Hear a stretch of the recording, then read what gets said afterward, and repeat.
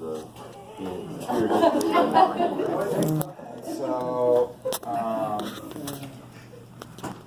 okay, so, and how am I going to find, I'm going to find that? I'm going to find the area.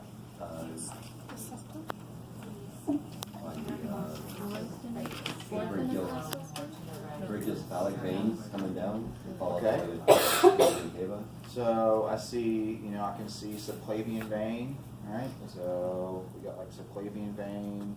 I can kind of trace that along. Subclavians form what?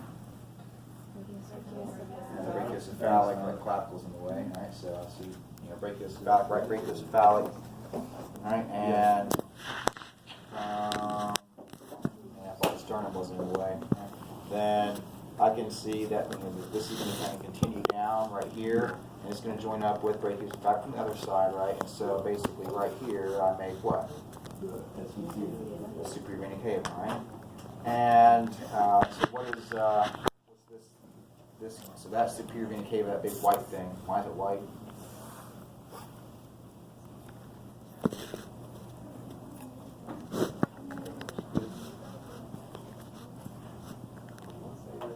So that's white, and then you see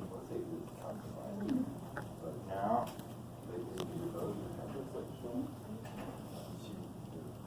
Follow that white. Where is it going? Goes over to the. So follow it back distally. Comes up. Is it going to the right? You see any white over here? No, it goes to the left. Right. So I find that's coming out. I see it over here, right? So I see right here on the left side. Right. Axillary vein, right? And so what is that? It's contrast in the PIC line.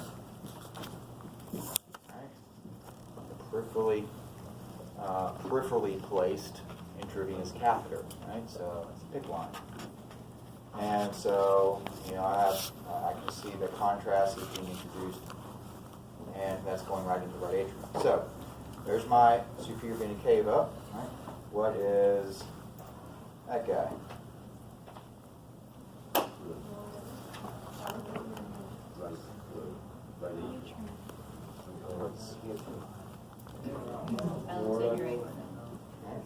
So it looks like the aorta. So how are we going to kind of determine that? Let's look at, my physical exam anatomy, if you will. To the right of the sternum. Right. It's to the right of the sternum. Right. It looks like it's roughly in that. What is this junction right here called? What is this? Angle of Willie, sternal angle, whatever you want to call it, right? And what is going to insert right there on both sides? Second rib. So that means that this space that I'm in right there, that arrow is in, the number one arrow is the second right intercostal space. So who lives in the second right intercostal space? And the aorta. You listen for the aortic valve, and so that's the aorta. So I thought the aorta was attached to the left heart. Why is it on the right side of the body? That's weird. Exactly, because remember the left ventricle, right? From the apex, my left ventricle is going to be basically propelling blood, right? Basically, kind of in the same, roughly the same axis as the heart, right? So it's going to be kind of like pumping blood this way, right? And remember, it's like a twisting motion, so it's kind of like a figure eight of muscle here. So I'm going to be, propelling blood up towards the aorta, and so the aorta comes up, and then it's going to arch, and then go back down on the posterior thoracic wall. Okay. So that's my aorta, right? And so if I'm looking at the heart or frontal view, then what do I find? Come on, follow me. What do I find right here? And that's the pulmonary trunk, right? Or the what's the other name for it? This is there's another name for it. Yes, pulmonary trunk works, right? And so there's my pulmonary trunk, right? And so I'd be listening here for, pulmonic valve, etc., right? So you have a patient that, has a, she presents to the hospital complaining of fatigue. Heart rate's 120 beats a minute, irregular. And which means that there's no true rhythm to it, right? It's kind of beating erratically, but it's a tachyarrhythmia, right? So on the exam, you find that there's a harsh systolic murmur. So where you oscillate to hear this harsh systolic murmur in an individual that comes in presents with a tachyarrhythmia, meaning no rhythm. It's irregular.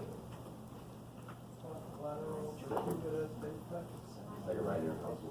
So Second right intercostal. second right intercostal, so you're listening to aorta.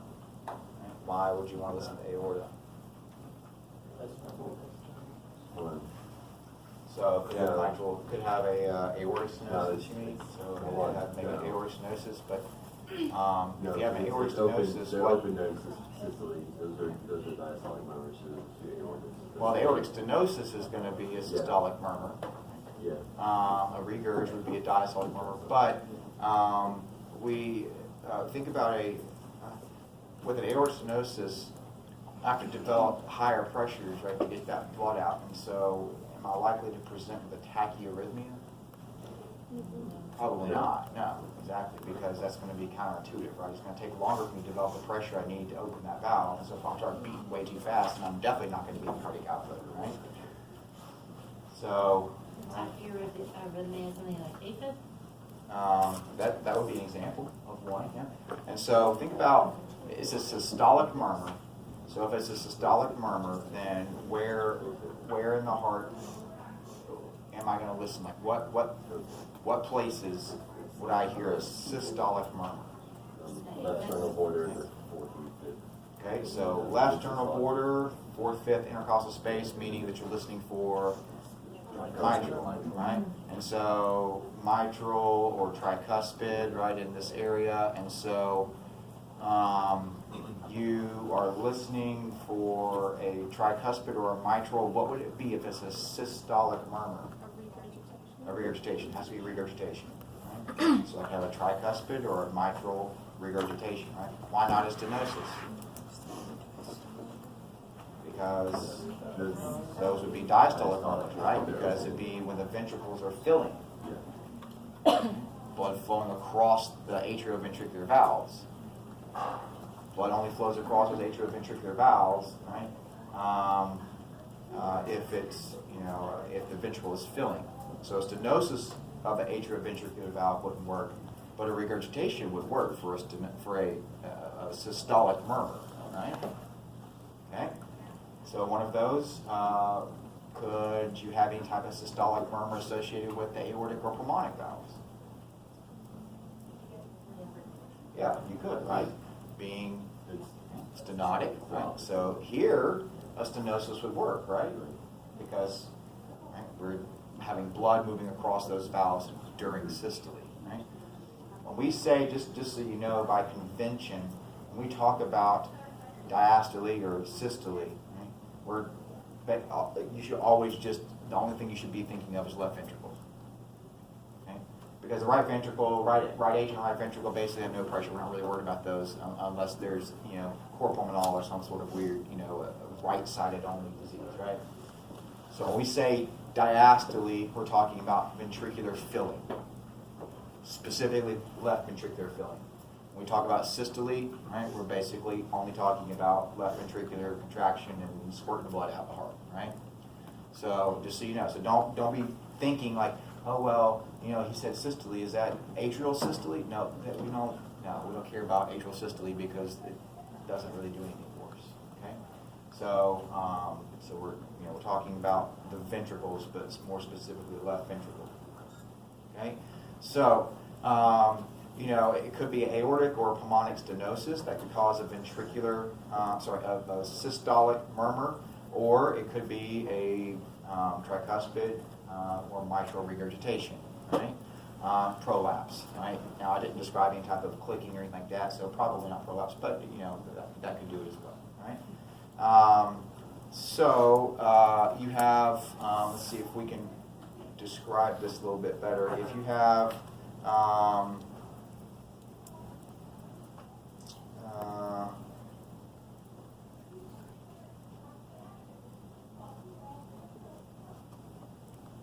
if we say that this is a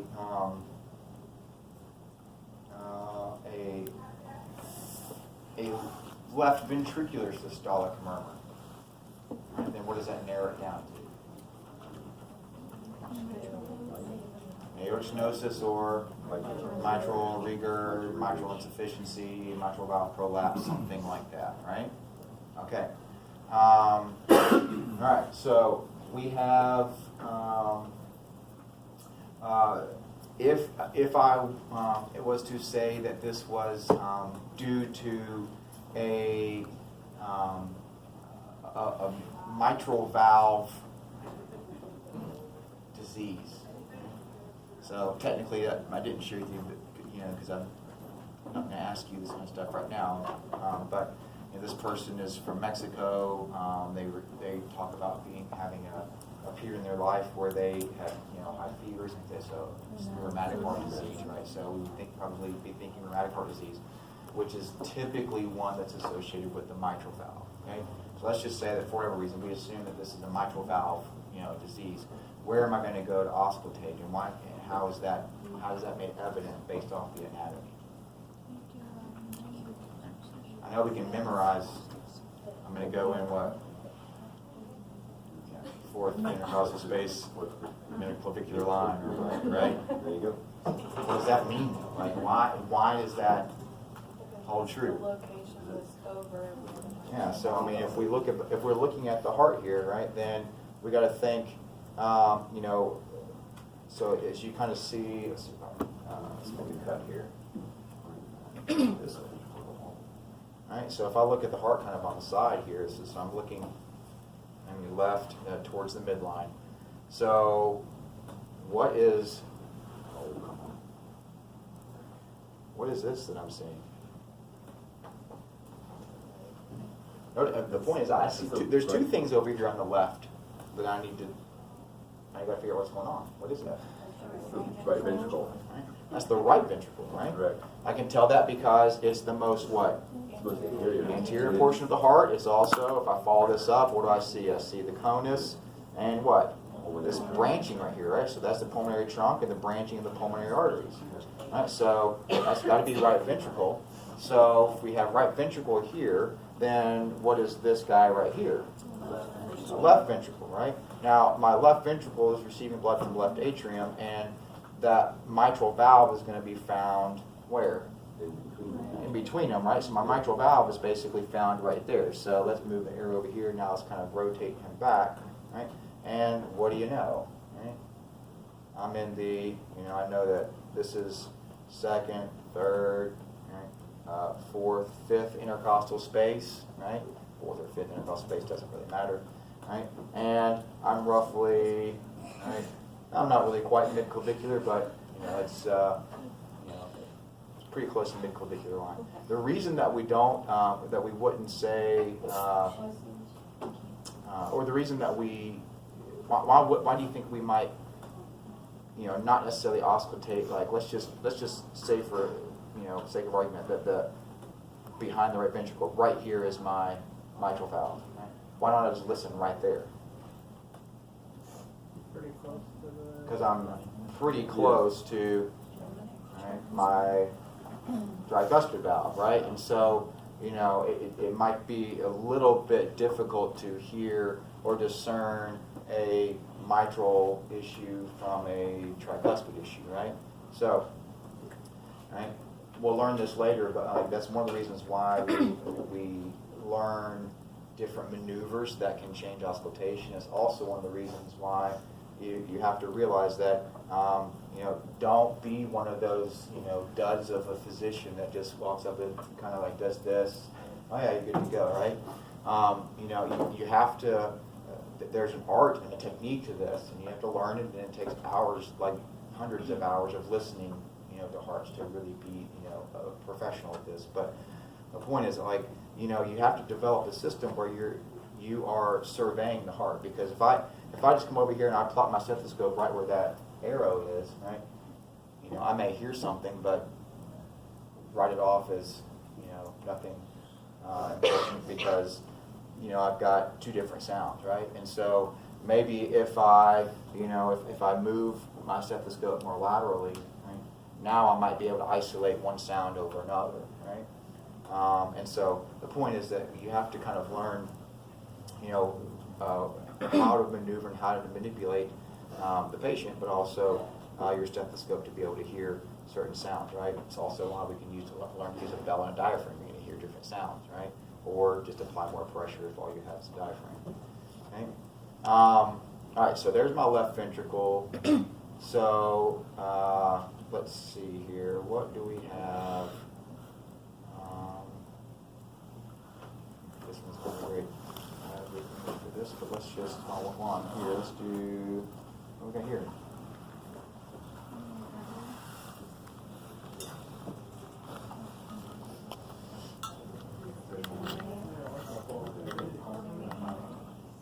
It's a pulmonary something, right? So is a pulmonary artery, vein, or bronchial? Okay. So, right. We could do it. We could look at it a couple of different ways, right? One is look at its orientation relative to that thing behind it within the hilum. Okay, that's basically I'm kind of at the hilum here, right, or pretty close to it. So I've got, if I kind of track this back right here, I've got this guy is kind of more inferior, right, and I've got this guy that's coming into the hilum. It's kind of more superior. So the one that's down lower is in the hilum is my vein, right? That's the pulmonary vein. Whereas the one that's situated a bit more superiorly here, right? That's going to be my pulmonary artery. Okay? And where does the bronchial come in? Bronchial is going to come in basically anterior to my pulmonary arteries, right? So around the same level, but anterior to it, right? Because it's riding down the chest and then it comes and splits, right? So, all right. So we got that. We got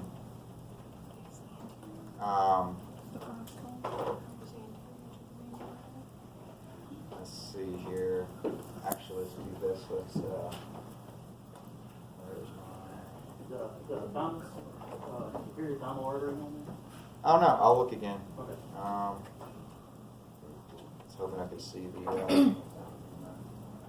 one on here, but that's not a good one. So let's just go back to all here.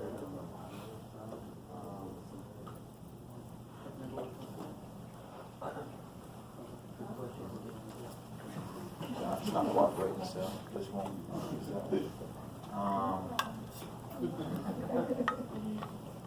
So you were asking about the thumb artery.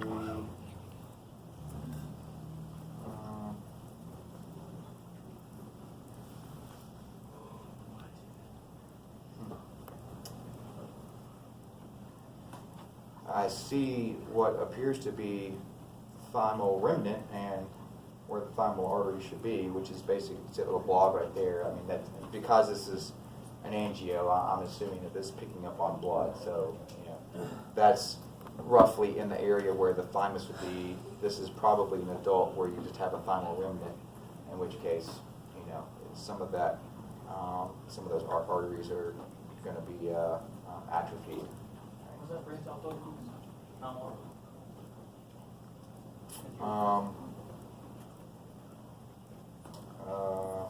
I think off of the, I want to say branches off pretty, like kind of proximally off of the mammary, but I'd have to go back and check that one. I'm not positive. I have to see. That one we happened to catch it. That one in the lab, you could see it pretty clearly. So I'd have to go back and double check that. But Not one you commonly, kind of run into, especially because most of the time you're dealing with adult patients or elderly people that you don't really worry much about the funds. All right, so I don't really like that view, so let's go back to my NGO and see if this will give me a little more. And it doesn't, so. That's enough questions on this one. Let's see, gotta find a better picture.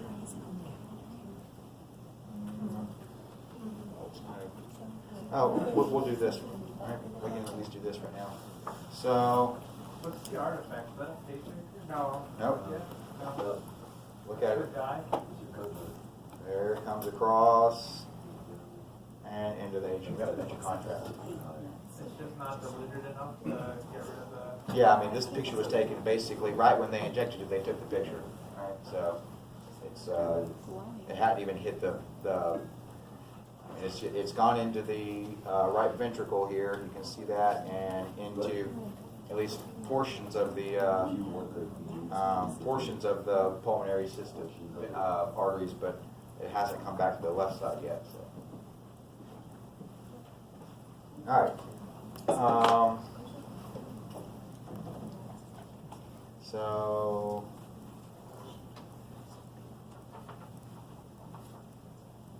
what's that thing?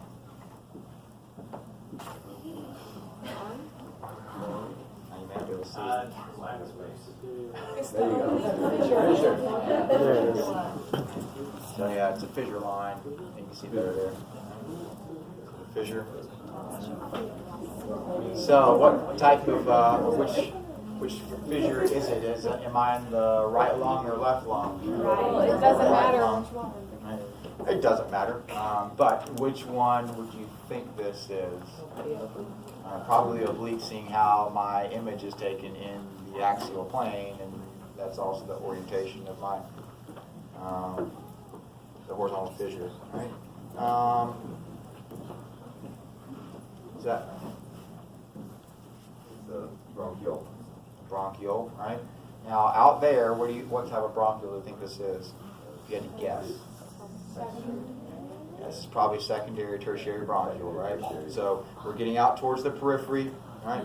One way we kind of know that is that this what's riding right next to it, all right? An artery, and so that pulmonary artery rides alongside what? The bronchial, all the way into its segment of its feet, right? And so what would this be out there? It's either a branch of that pulmonary